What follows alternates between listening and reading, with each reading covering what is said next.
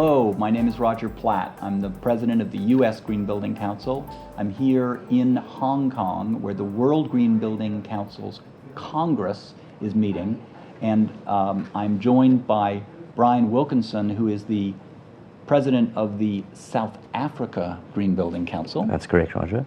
And I'm going to start, Brian, just by asking you a little bit about how you, what your background was, how you came to the Green Building Council in South Africa, and then just a little bit about how that Green Building Council was formed initially.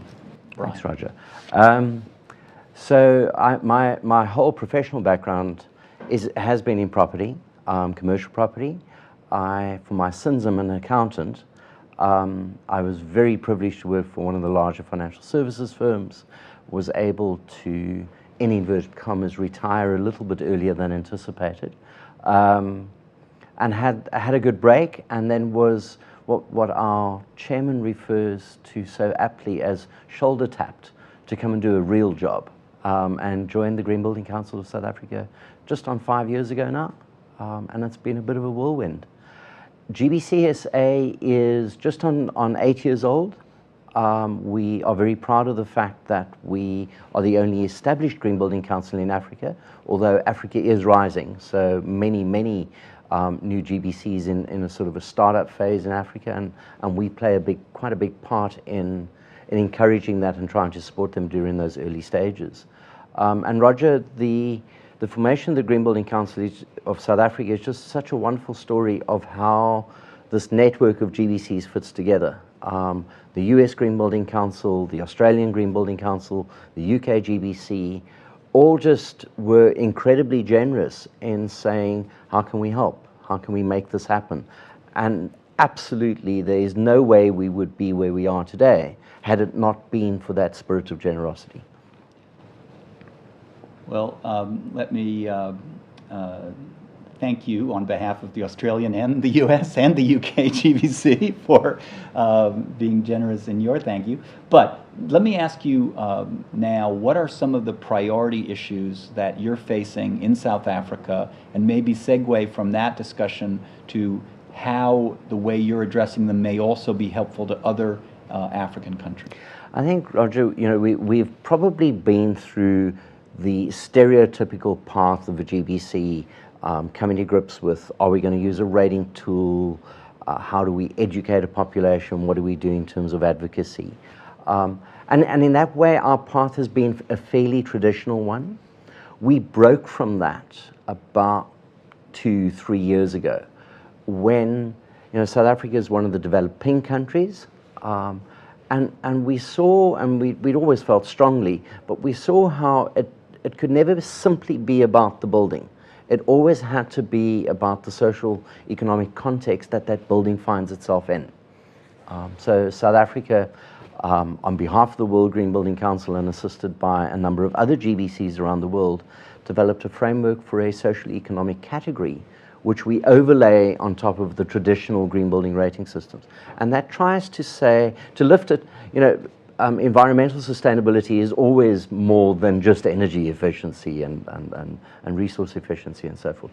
So it just tries to lift the discussion one level up, and says, how have you as a developer, how have you used your development project to support socio-economic transformation? How have you used the project to promote the transfer of knowledge and skills?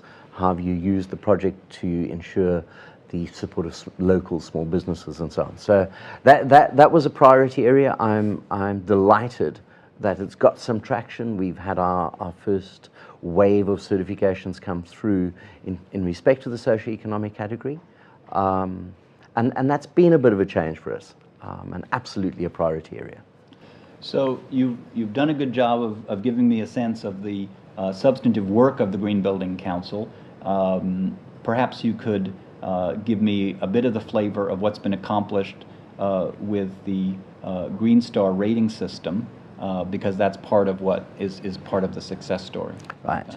And again, but I think a very, very traditional pathway. So during those initial years, as I said, 8 years old now, we've had a rating, a South Africanized version of Green Star for just on 7 years, and that very, traditional slow. So year one, I think there was one certification. What's been very exciting is the sort of multiplier that we're getting now. So we're almost doubling every year. When I compare ourselves to the USGBC, to the Green Building Council of Australia, our numbers sound so small, but we're proud of our numbers. We've achieved 133 certifications, representing about 2 million square feet, or square meters, I'm sorry, 2 million square meters of floor space, which is not insignificant in a South African context at all. And then what we've done is translate the effect of those buildings into something that the ordinary person can understand. So those first 100 buildings that we did, just by way of example, was the same, the amount of electricity saved could have powered 10,000 houses. So we try and digest it down.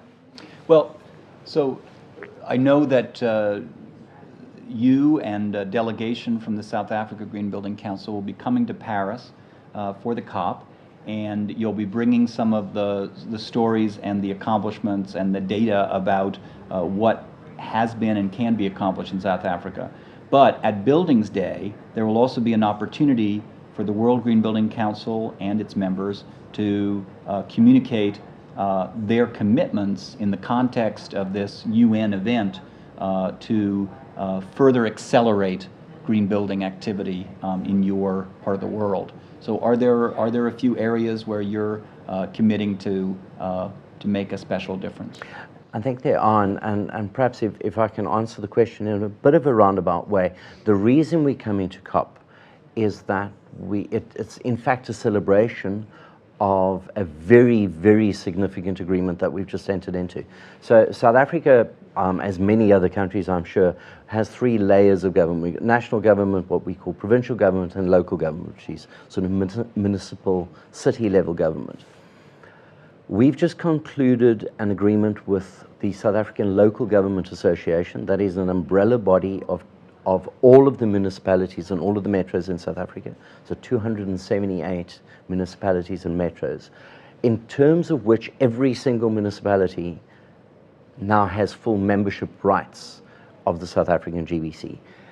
That's good because that bumps our membership numbers, but the real part of that, and I suppose the most significant commitment, is a commitment by both the South African Local Government Association and ourselves to build a capacity building program for councillors, for executive staff in municipalities and the cities, and most importantly for technical staff, on what is green building all about, why, how does this play, and then very critically, how can they, in their role as municipal officials, facilitate environmental sustainability within the built environment. And that might be things as simple as green door policies, it might be things that are more complicated, like providing additional bulk if there's a commitment to green building and so forth.